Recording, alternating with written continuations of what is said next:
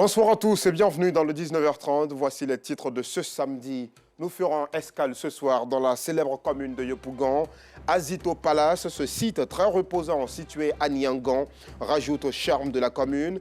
Des touristes et plusieurs Ivoiriens en ont fait leur endroit de repos favori. Nous irons comprendre pourquoi. Au Rwanda, l'opposant du président Paul Kagame et héros du film Hôtel Rwanda, Paul Rusesabagina, a été libéré dans la soirée d'hier. Il se rendra d'abord au Qatar. Le Qatar, dont le ministre des Affaires étrangères a assuré la médiation. Il sera ensuite transporté jusqu'aux États-Unis, où il avait un statut de résident permanent avant son arrestation en 2020. Voilà pour le sommaire. Vous êtes les bienvenus dans le 19h30. On commence justement, nous sommes au Ramadan, 9e mois du calendrier musulman, une période de grande affluence dans les commerces. Les populations font le maximum d'achats pour les différents repas de la prise et la rupture du jeûne. Le Ramadan est propice aux affaires des commerçants. Certains ont d'ailleurs renouvelé leur stock. Cependant, on se pose la question de savoir s'ils respectent les prix des denrées alimentaires et en particulier ceux qui ont été plafonnés par le gouvernement. Les réponses dans ce reportage commenté par Anissette Konan-Blessing. Situé entre le rond-point de la gendarmerie et l'arrêt de bus dans la commune d'Abobo, ce supermarché draine du monde. C'est ce lieu qu'Adjaratou, une cliente, a choisi pour s'approvisionner en vivre en ce début de mois de Ramadan. Une option qu'elle justifie. Je suis venue faire achat à la faveur du mois de Ramadan. Le prix abordable, c'est moins cher. C'est à cause de ça qu'on vient faire les achats ici. Comme Adjaratou, Justine, une autre cliente, préfère se fidéliser à ce centre commercial dont les prix des produits sont abordables, selon elle. Je suis venue acheter du lait pour mon mois de carême, avec un peu de sucre pour pouvoir faire le jeûne avec. Par rapport à ceux de dehors, les prix sont abordables. L'endroit idéal pour moi, parce qu'à chaque fois que je viens, les prix sont intacts. Après avoir supervisé certains rayons et le guichet, Yao Konan, gérant de supermarché, nous livre ici les décisions prises après le mot d'ordre du respect des prix des denrées alimentaires. Nous sommes dans une zone vraiment à majorité musulmane, à Bobo. Chaque mois de carême, on se prépare pour satisfaire la clientèle. Pour que lorsque les clients viennent, tout ce qu'ils veulent, à vraiment un coût raisonnable. Les prix maxi du ministère, les prix plafonnés, sont respectés à tous les niveaux. Comme le sucre roux, le sucre blanc, le sucre carreau. On respecte les prix, l'huile de palme, la boîte de tomates, les spaghettis maman, le riz, tous les prix sont respectés. Une fois à l'intérieur du grand marché d'Abobo, cette boucherie beaucoup fréquentée attire notre attention. Ami, une cliente fidèle, est convaincue que c'est l'endroit idéal. Je viens faire les achats. Bon, par rapport aux autres, ici le prix est très abordable. C'est pourquoi beaucoup d'hommes viennent ici, beaucoup de femmes viennent ici parce que c'est abordable. Et puis ce sont les viandes congelées. Ici, le kilo de la viande, c'est 1800, mais au dehors, c'est 3000, voire 3200, ça dépend. Léa Kwadio, vendeuse de légumes au marché d'Abobo, dit subir au quotidien les effets de la vie chère. Les prix, c'est cher. On ne peut rien payer. On s'en prend jamais. Par exemple, si tu en prends tomate, kilo, 1000 francs. Tu en prends là-bas pour venir à Bobo, tu vas voir combien, puis tu vas voir quoi pour nourrir aux enfants. C'est cher. Même chou, par exemple, avec comme ils n'ont pas chou. Aujourd'hui, on a trouvé chou. Mais c'est cher. C'est cher. Par exemple, ils vont te dire 50, 60 000 francs. Tu vas voir comment, et puis tu vas voir pour toi. Si certains sont satisfaits des prix des denrées alimentaires sur le marché, d'autres ont toujours le regard tourné vers les autorités compétentes dans l'espoir d'une issue favorable. La première édition du Salon international des droits des femmes a ouvert ses portes hier au Palais de la Culture de Trècheville. À l'initiative du ministère de la Femme, ce salon est un rendez-vous annuel des femmes entrepreneurs. Plusieurs connexions y sont d'ailleurs créées entre les femmes avec un accent particulier sur le digital. Le reportage de Nou Sangaré est commenté par Parga Sorokone d'Emadongui. Rose Aka évolue dans la transformation de la noix de cajou. Elle participe à la première édition du Salon international des droits de la femme. Avec elle, divers produits dérivés du cajou. Nous prenons les amandes de la nacade et nous transformons les amandes en pâte de cajou. L'huile est pour la cuisine. Et puis nous avons aussi des cajou chips. Ils sont très bons pour après le repas ou même le matin pour le petit déjeuner. Nous avons aussi du liqueur de cajou qui est fait à base du jus de cajou. Nous avons aussi l'huile de cajou. On met dans la pommade, on prend aussi pour cuisiner, on prend aussi pour mettre dans les cheveux, pousse de cheveux. Elles sont nombreuses, ces femmes comme Rose, qui exposent à ces salons dédiés à l'entrepreneuriat féminin. Elles proposent divers produits locaux. Nous avons des produits transformés. On a l'huile de palme de menthe, on a l'huile de palmiste, on a le savon noir, on a l'attiqué déshydraté, il y a la farine de placali, la farine de concondé, farine de placali pour alléger le travail des femmes qui sont occupées. Elles ont envie de mettre le placali, mais quand le soir, il faut venir piler, tamiser, avant de laisser reposer, puis préparer, ça prend du temps. Donc, on a facilité le travail, on fait la farine de placali et en 15 minutes, elle a fini de faire son placali. C'est aussi pour aider ceux qui voyagent, qui sont hors du pays. Par exemple, pour l'attiqué, quand vous devez partir à l'attiqué frais, ça pèse. Donc, quand l'attiqué est déshydraté, ça diminue le poids à payer et puis on peut mieux conserver. Tout comme pour la farine de placali.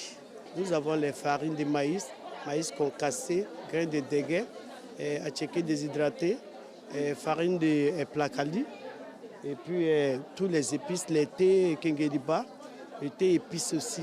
Sans bien l'emballage et puis essayer de certifier, tu peux vendre où?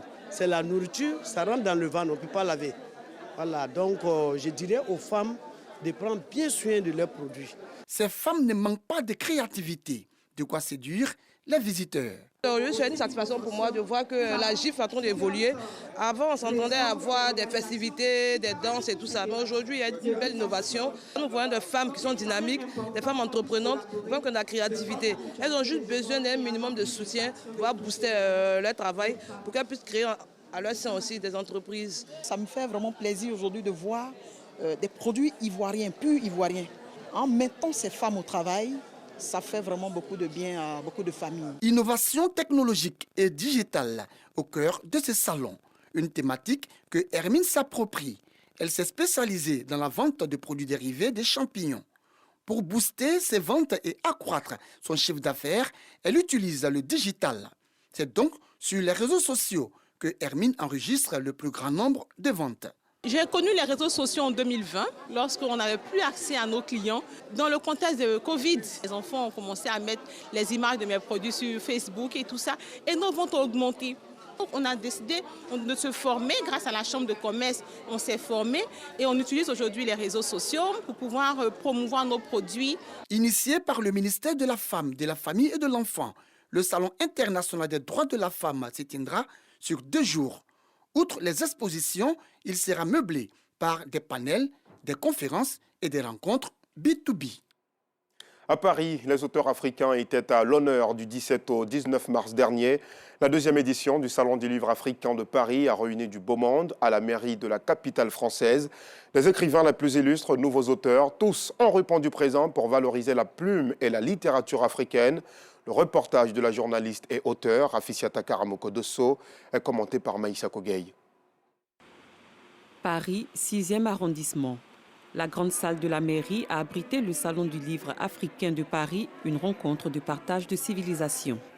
L'idée de ce salon, c'est de faire des passerelles, de créer des courants et de faire en sorte que les auteurs africains de talent puissent venir présenter leurs livres et de faire en sorte que cette littérature africaine qui est en plein essor puisse avoir une fenêtre dans un endroit aussi magnifique.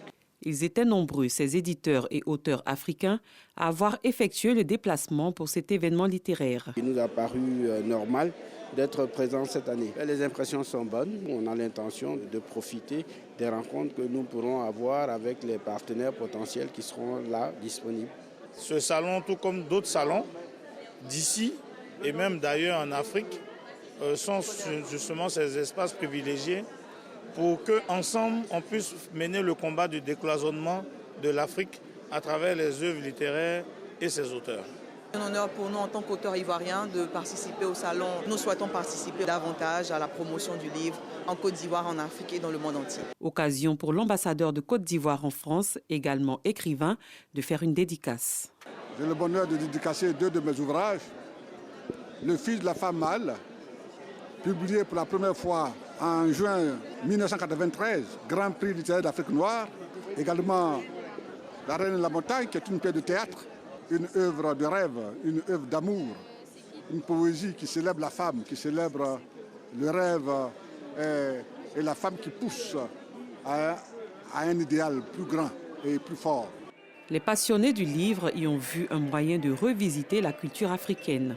Je constate qu'une belle organisation, parce que tout a été vraiment bien géré et donc je suis vraiment satisfaite. La surprise, c'est la diversité des productions, la richesse de la production. Voilà, et ça c'est bien, c'est appréciable. Ah ben je suis vraiment très heureux.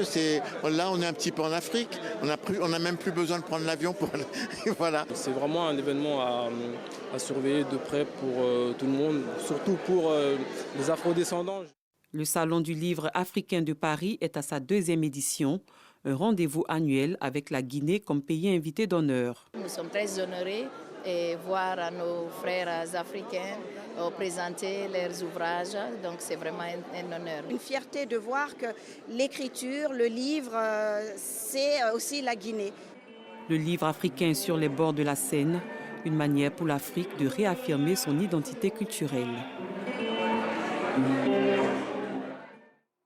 Dans la commune de Yopougon, Missaou là-bas fait des heureux. Caroline Gailly, Missaou là-bas France, a offert des dons à vivre et non-vivre aux ONG Remar Yopougon-Selmer et Bethel Food International, des ONG qui ne sont pas restées indifférentes à ces actions de solidarité. Le commentaire d'Anicette Conan-Blessing.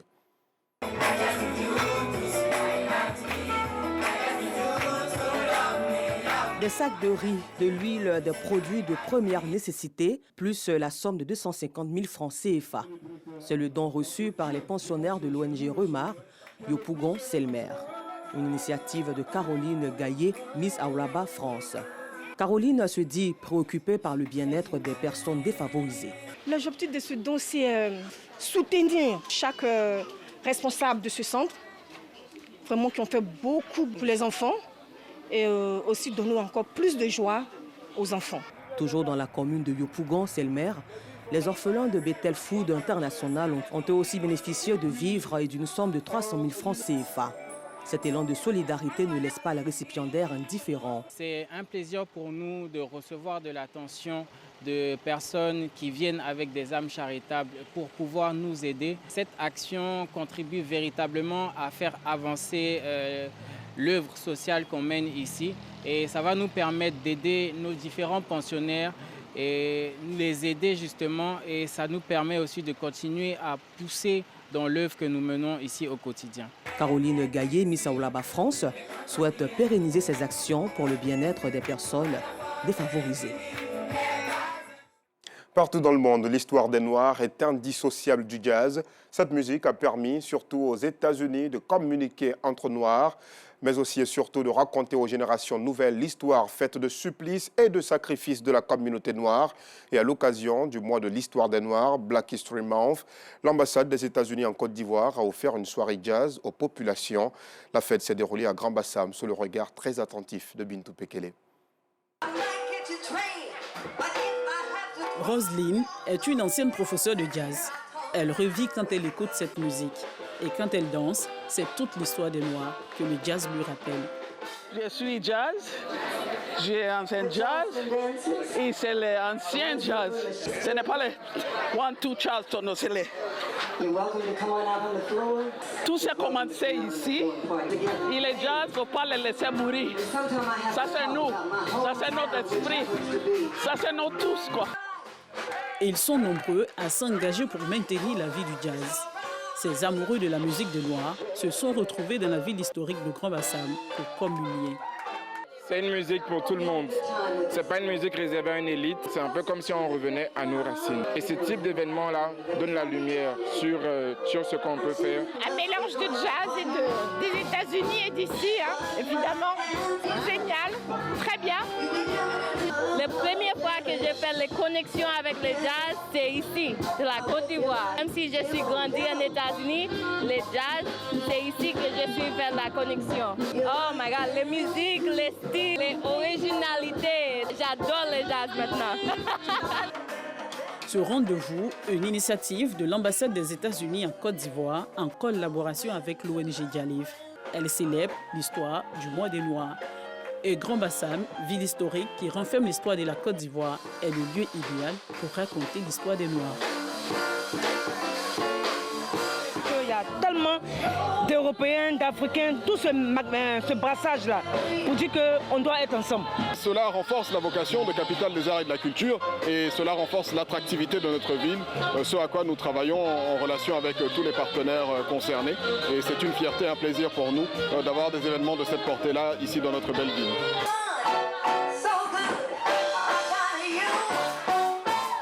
À l'affiche de ce rassemblement, John Maynor. Cette figure du jazz aux États-Unis et son staff font revivre l'histoire des Noirs par la musique.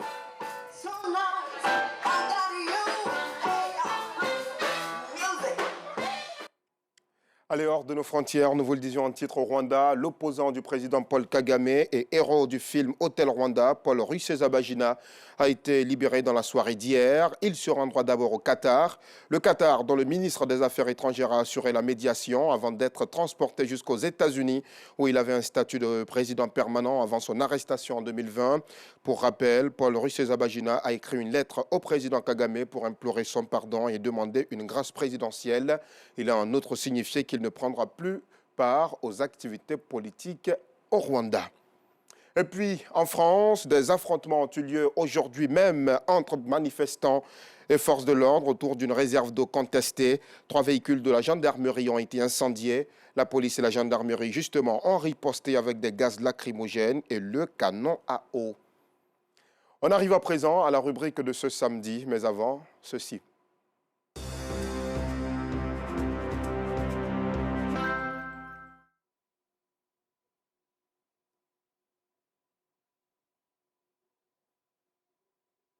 Vous cherchez un endroit pour vous reposer le week-end, loin des turbulences de la capitale? Eh bien, suivez-moi. Je vous amène à Azito Palace, au quartier Nyangon, dans la célèbre commune de Yopougon. Un cadre totalement féerique où la nature vous offre son charme. Des entrepreneurs y ont d'ailleurs investi. On y trouve à manger. On passe aussi du bon temps en famille et avec les amis. Le reportage de Théodore Zouzou est commenté par Anissette Conan-Blessing.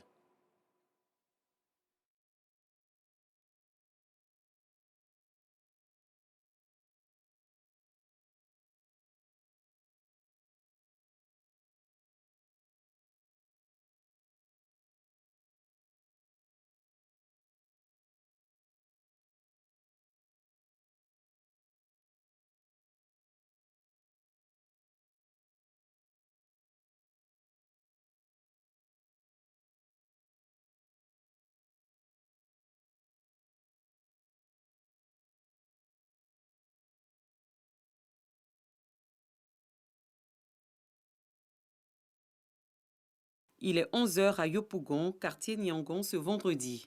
Ce lieu de détente aux abords de la lagune présente un cadre enchanteur, idéal pour le repos et les loisirs. À cette heure, l'endroit est presque vide. En attendant les visiteurs, on s'active à placer chaises et tables, mais aussi à assainir et replacer les nappes. Dans la cuisine, l'équipe de Marie-Laure est déjà à la tâche pour concocter les différents mets agréables aux papilles. Un véritable atout pour elle. On a presque tout au menu. On a la soupe du pêcheur, la marmite du chasseur, le lapin en sauté, en braisé, en kédinou. La même chose pour le poisson et on a les différents types de poissons. Ici, c'est la qualité de la nourriture. Ces cordons bleus ne sont sortis d'aucune école d'hôtellerie. Depuis Azito, j'ai appris ça, à faire la soupe du pêcheur. Les toboggans prévus pour occuper les tout-petits sont déjà soumis à rude épreuve par cet enfant qui se laisse aller au jeu. Il donne libre cours à son plaisir. Pendant ce temps, les premières personnes font leur entrée. J'ai décidé avec ma camarade de venir prendre un pot ici. On a jugé ensemble que le cadre était vraiment agréable. C'est pourquoi on est venu ici. Le charme et le calme de ce cadre féerique, pratiquement surpilotis, permettent de mieux profiter du vent frais lagunaire. Les amoureux, les amis, hommes d'affaires et ceux qui attendent le bateau prennent plaisir. Même décor chez le voisin, sous les palmiers et cocotiers.